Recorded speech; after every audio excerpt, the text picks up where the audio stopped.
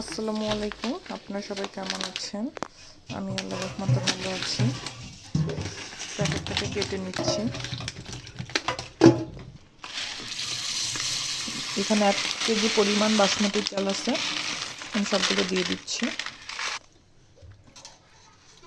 গরম পানির মধ্যে লবণ দিয়ে দিচ্ছি 2 চামচের মতো। ভিজিয়ে চালগুলো মোটামুটি আধা ঘন্টার মতো রেখে দিয়েছিলাম। এখন এই যে গরম পানির মধ্যে দিয়ে দিব।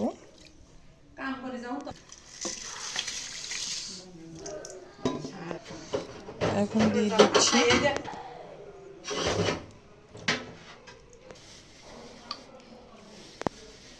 এখানে সয়াবিন তেল দিয়েছি, যেন চালের সাথে একটা চালের সাথে আরেকটা চাল না লাগে, ঝরঝরে হয়।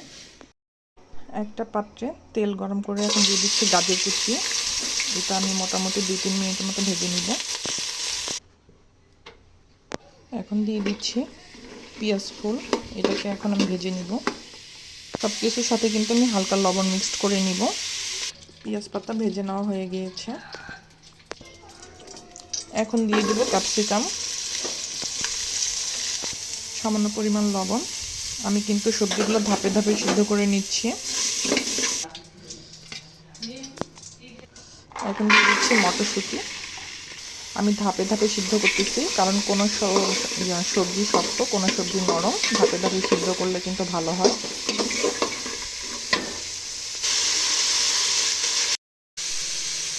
এখানে আমি চিকেন ম্যারিনেট করে নিয়েছি।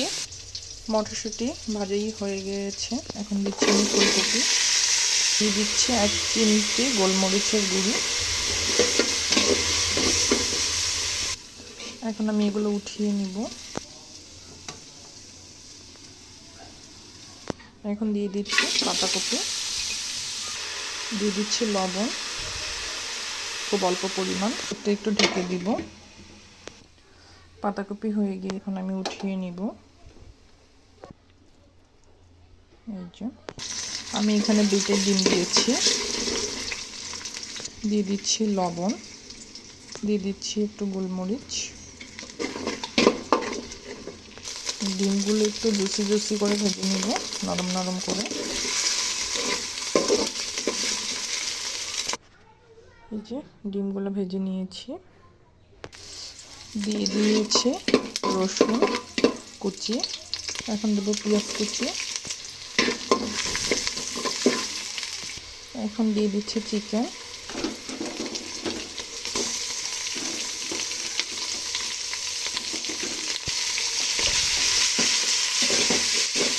চিকেনগুলোকে ভালোভাবে তেলে ভেজে নিতে হবে, এখানে কিন্তু পানি ব্যবহার করা যাবে না।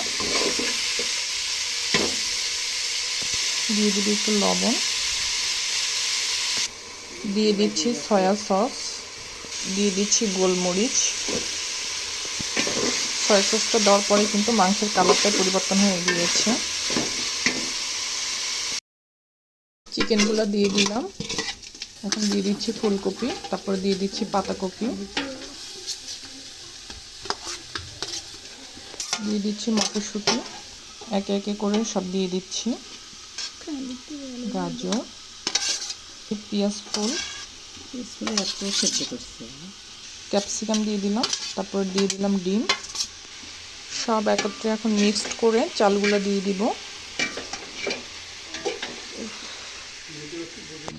এখন দিয়ে দিচ্ছি বাসমতি চালগুলো। আমি এটা ভালোভাবে মিশিয়ে নিচ্ছি।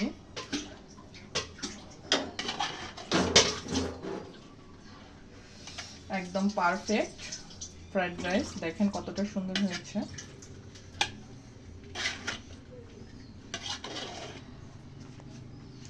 একদম ঝরঝরে পারফেক্ট। এখন আমি দিয়ে দিব একটু গোলমরিচ, দিয়ে দিচ্ছি গোলমরিচ,